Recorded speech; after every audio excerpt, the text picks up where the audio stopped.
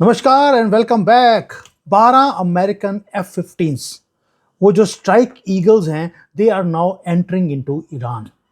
पूरा लोडेड है वो, और ये फाइल के ऊपर साइन कर दिया गया है अमेरिकन प्रेसिडेंट की तरफ से। वो बोल रहे हैं जाइए जाके ठोक के आइए, and they are coming into Iran. They have already entered Middle East. Orders क्या दिए हैं? कोई ड्रिल नहीं करना, कुछ नहीं करना, सिर्फ ईरान की रजीम को खत्म करना है, जिसके अंदर खमेनी नंबर 1 है। इनकी पूरी मशीनरी, इनकी आर्मी को डिस्ट्रॉय करना है। आप यहां पे ये देखिए कि जो वहां पे मुल्लाज हैं वो पैनिक में हैं। They are on loudspeakers. वो भीख मांग रहे हैं अपने लोगों के साथ सामने कि प्लीज यहां पे जो गंदी गंदी मस्जिदें हैं जो इन्होंने पिछले 50 साल में खड़ी की, उसको जलाओ मत। उन्होंने बोलना शुरू कर दिया कि हम अपनी पगड़ी आपके पैरों में रखते हैं, प्लीज हमारी ये गंदी सी ये बकरी वाली दाढ़ी है, इसको आग मत लगाओ। But it is too late, क्योंकि लोगों के अंदर जो फियर था खमेनी का, वो खत्म हो गया। उन्हें मालूम है कि इजराइल उनके साथ है, आज अमेरिका उनके साथ है, पूरी दुनिया इनके साथ है। हम भारतीय भी इन सारे ईरान के लोगों के साथ खड़े हैं। उनकी जब मस्जिदें जलती हैं, मुझे जो खुशी मिलती है मैं बता नहीं सकता। और जो यूनाइटेड स्टेट्स है, उसकी एयरफोर्स अब चारों तरफ से वो घेर रही है, इनको चारों तरफ से घेरा जा रहा है। और वॉशिंगटन ने अपनी साइलेंस को खत्म कर दिया। मैसेज भेजा है तेहरान को, किस लैंग्वेज में? पर्शियन लैंग्वेज में भेजा है। कोई उर्दू में नहीं, कोई फारसी नहीं, कोई इंग्लिश नहीं, पर्शियन में। क्या बोला ईरान के लोगों को? आपका nightmare is going to end, the time has come. ये पर्शियन लैंग्वेज में भेजा गया है। और प्रेसिडेंट ट्रंप ने सिग्नल कर दिया अपनी पूरी पॉलिसी की शिफ्ट को। पहले था कि इनके न्यूक्लियर एसेट्स जो हैं उसके ऊपर डिस्ट्रॉय किया जाए, कभी इनकी जो ये रिफाइनरीज हैं उसको डिस्ट्रॉय किया जाए। अब कुछ नहीं, अब ये है सीधा अटैक टू द स्नेक, उसके गले को काटना है। और साथ में जो सीरिया की जो लीडरशिप है उसको लगा दिया, जो आइसिस जिन्होंने क्रिएट किया था, कि जाइए आपके पास पूरी इंफॉर्मेशन है कि खमेनी कहां बैठा है, कौन से गटर में छुप के बैठा है, उसको मारने की रिस्पॉन्सिबिलिटी आपकी। वहां के प्रेसिडेंट सहार ने हल्का सा चूंचा करी, वहां पे गोलियां चला दी उसके प्रेसिडेंट हाउस में। अब आते हैं, ये जो सारी न्यूज है हमारे इंडियन मीडिया ने कवर नहीं करी, जबकि मैं 5 दिन से कवर कर रहा हूं इसको। आप समझ सकते हैं कि पैसे इनको कहां से मिलते हैं। जो मैं विटनेस कर रहा हूं वो है सिस्टमेटिकली डिसमेंटल किया जा रहा है खमेनी के पूरे टेरर के स्ट्रक्चर को। ईरान की सड़कों पे आग ऐसे नहीं लग रही। 14 दिन हो गए। वहां पर जो इनका जो है ना, ये बोलते थे कि हम तो जी लुल्ला को मारने वाले मोहम्मद 2, काट के फेंक के रख, उसकी तस्वीरों को बाहर फेंक के रख दिया है। पुलिस अपने हथियार छोड़कर लोगों के साथ जुड़ रही है। सोल्जर्स ने गोलियां चलाने से मना कर दिया, वो अपनी जान बचाकर भाग रहे हैं। कोई फ्रांस जा रहा है, कोई जहां पे जगह मिल रही है वो वहां भाग रहे हैं। और जो ये आयरन ग्रिप था ईरान के ऊपर, वो क्रम्बल हो रहा है, मिट्टी में मिल रहा है।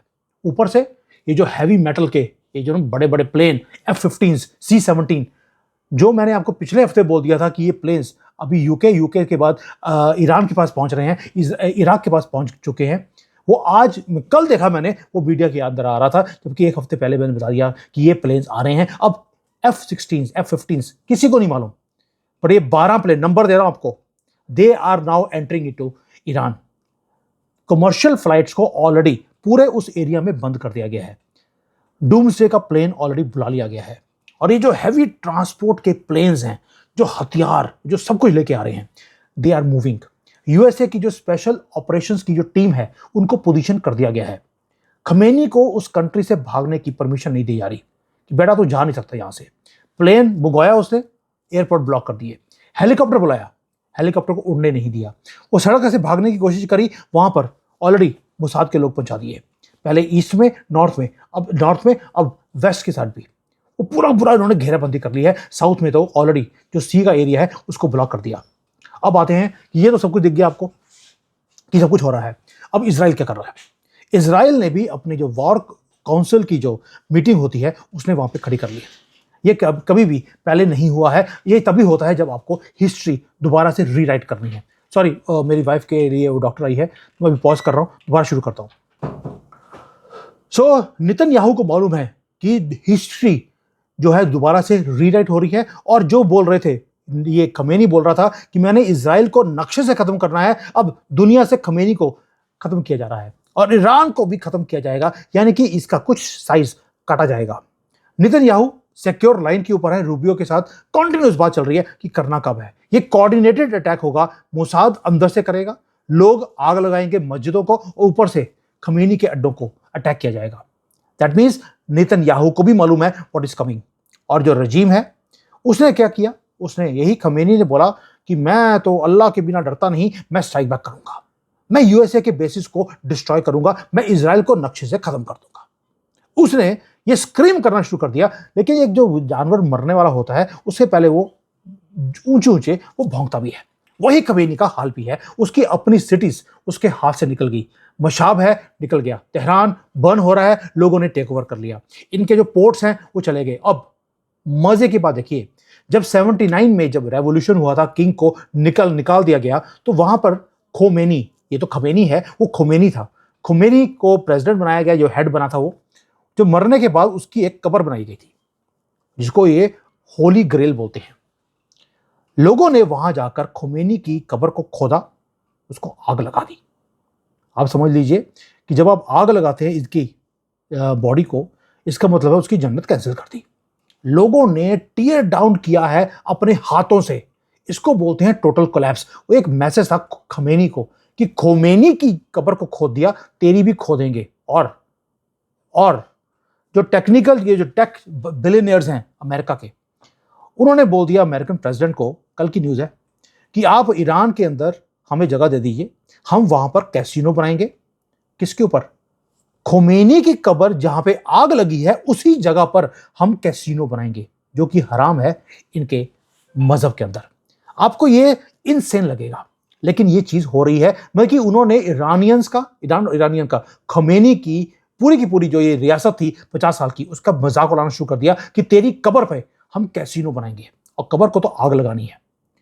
योगी जी क्या बोलते हैं, इनको गोली मारो, आग लगाकर नाली में फेंक दो, इनकी ये जगह है। ये योगी जी बोल रहे हैं। अब वही चीज ईरान के लोगों ने और अमेरिका ने बोलनी शुरू कर दी। लेकिन खमेनी ने बोला मैं आपका कोई काम करने नहीं दूंगा। उन्होंने इंटरनेट को काट दिया। अमेरिका ने क्या किया, स्टारलिंक ने पूरा का पूरा ईरान के अंदर उन्होंने अपना इंटरनेट भेजना शुरू कर दिया है। 90% से ज्यादा कनेक्टिविटी है ईरान के लोगों की दुनिया के साथ। और वहां पर जैसे इनकी दाढ़ियों को आग लगाई जा रही है, खमेनी के लोग भाग रहे हैं, वो हर एक चीज वो भेज रहे हैं। मैं दिखा नहीं सकता, मेरे पास हर चीज की इंफॉर्मेशन है। अगर मैं आपको ये बता सकता हूं, एक हफ्ता पहले कि C-17 प्लेन अमेरिका से उड़ रहे हैं, अभी बता रहा हूं कि 12 F-50s निकल गए हैं, वो ईरान पहुंच रहे हैं। इसका मतलब है कि वो वाली वीडियोस भी मेरे पास है, बट वो कॉपीराइट के कारण मैं दिखा नहीं पा रहा हूं। इलॉन मस्क पूरा इस रेवोल्यूशन को सपोर्ट कर रहा है एंड लाइव स्ट्रीम भी कर रहा है। अब आते हैं, ये सब कुछ तो हो गया वहां पर, तो आप सोचेंगे यार कि अगर इतना कुछ हो रहा है तो ईरान भी कुछ कर रहा होगा। ईरान करने की कोशिश कर नहीं पा रहा, उसने चाइना को बीच में डाल दिया। यानी कि मिडल ईस्ट के अंदर अब आग लगने वाली है। और ये कुछ शैडोज हैं जिन्होंने अमेरिका में मूव करना शुरू कर दिया। मिजोरी, ये वो जगह है जहां पर B-2 स्टेल्थ बॉम्बर्स वहां पे पाए जाते हैं। एक चाइनीज नेशनल को पकड़ा गया।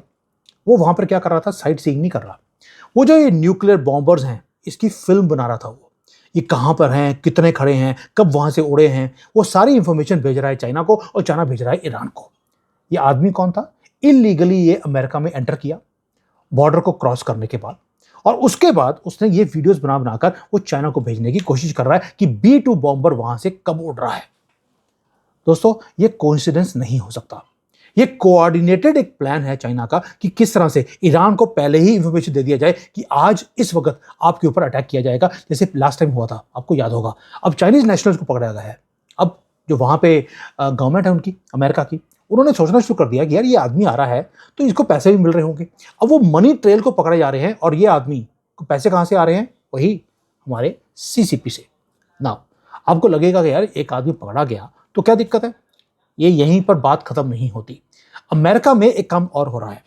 वहां पर कोई लोग वो आके प्रोटेस्ट कर रहे हैं कि जी ये डिक्टेटर्स को आप खत्म करते जा रहे हैं, ये आप मत कीजिए। यानी कि अमेरिका को पैरालाइज करने की कोशिश की जा रही है। सारी सड़कों के ऊपर वहां पर ब्लॉकेज किया जा रहा है कि आपने मादुरो को उठा लिया, ये गलत किया, अभी अब ये इसको खत्म कर रहे हैं, खमेनी को, ये गलत कर रहे हैं।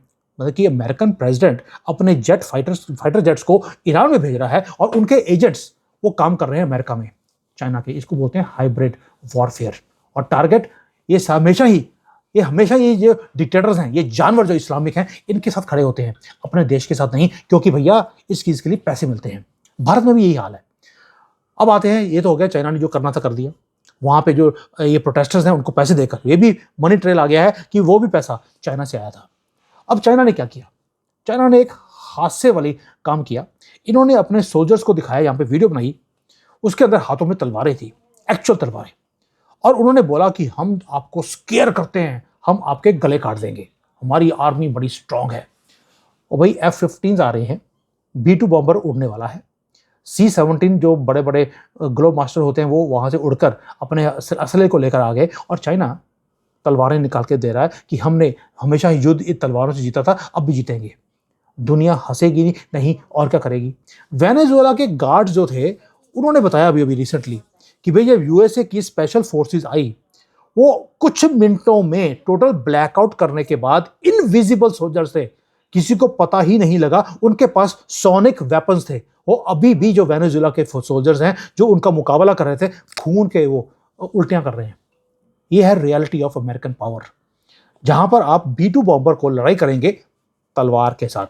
आप समझ सकते हैं कि चाइना ने हथियार फेंक दिए हैं, इनको मालूम है ये इस आइडिया को ये अब डिफेंड नहीं कर सकते, आइडिया ऑफ इस्लामिक पागलपन, क्योंकि चाइना अपने कंट्री में तो इनकी किडनियां निकाल रहा है, लेकिन दुनिया भर में उसको इस्लामिक पागलपन को स्प्रेड भी करना है, उसको सपोर्ट भी करना है। ये दो चीजें आपको समझनी पड़ेंगी कि चाइना ने हथियार गिर दिए, वहां पर खमेनी उसको मालूम है कि F-15 मेरे पास आने वाले हैं, ईरान के लोग जो हैं वो सड़कों के आगे हैं, जो स्पाइज हैं ईरान के पूरी दुनिया में जो फैले हुए थे उनको पकड़ा जा रहा है, डिक्टेटर्स पूरे दुनिया में ट्रेंबल कर रहे हैं कि अब मेरा नंबर कब आएगा। And this is history being created right in front of us, it is happening tonight. मैंने कल भी बोला था कि कुछ बड़ा होने वाला है, अब देख लीजिए F-15 वहां से निकल गए हैं। यही है कि हर रोज आपको न्यूज आएगी हर घंटे के बाद कि क्या हो रहा है, and it is happening tonight. Please do not blink, क्योंकि हो सकता है कल सुबह आपको पता लगे एक था खमेनी और उसकी कबर के ऊपर कैसीनो बनाया गया, वहां पर लड़कियां नाच रही होंगी इसकी कबर के ऊपर, और ये होके रहेगा। क्यों बोल रहा हूं, क्योंकि महादेव के पास मेरी बहुत स्ट्रांग एक प्रार्थना है, मैं चाहता हूं कि आप भी करिए। यू स्टार्ट प्रेइंग कि खमेनी की कबर इसे खुदनी नहीं चाहिए, खमेनी मरना चाहिए और इसको आग लगनी चाहिए। This is what is justice, जो इन्होंने 50 साल से इनजस्टिस किया था पूरी दुनिया में। मैं इसलिए दुखी हूं, नॉट इसलिए कि इन्होंने क्या कुछ किया ईरान के साथ, नो, क्योंकि इन्होंने फंडिंग करी इन जानवरों की जो भारत में बैठे हैं, वो यहां पर रेडिकलाइजेशन का काम करते हैं, और सारी फंडिंग पेट्रो डॉलर से आती है जो ईरान भेजता रहा। I want this to end, ताकि भारत में भी सुख शांति आनी शुरू होगी, और ये तब तक खत्म नहीं होगा जब तक खमेनी खत्म नहीं होता। इसलिए इजराइल और अमेरिका दोनों इकट्ठे मिलकर इसके खात्मे की तैयारी कर रहे हैं, और उधर से जो रिजवी है उसने ऑलरेडी अपना प्लान बना लिया, वो इस युद्ध के बीच में वो वहां पर ईरान में पहुंचने वाला है ये बोलकर कि I am standing with you. अब वो अमेरिका में रहकर काम नहीं करेगा, वो ईरान में बैठ के करेगा। और सोच के देखिए जिस दिन वो रिजवी वहां पहुंच गया, खमेनी अगर अभी मरा नहीं होगा और ये वहां पहुंच गया, अब सोच के देखिए लोगों का जो सैलाब बाहर निकलेगा, उसके बाद खमेनी क्या करेगा। मुझे लगता है खुद ही अपनी कब्र में चले जाएगा, and I am waiting for that day. Thank you, जय हिंद, वंदे मातरम।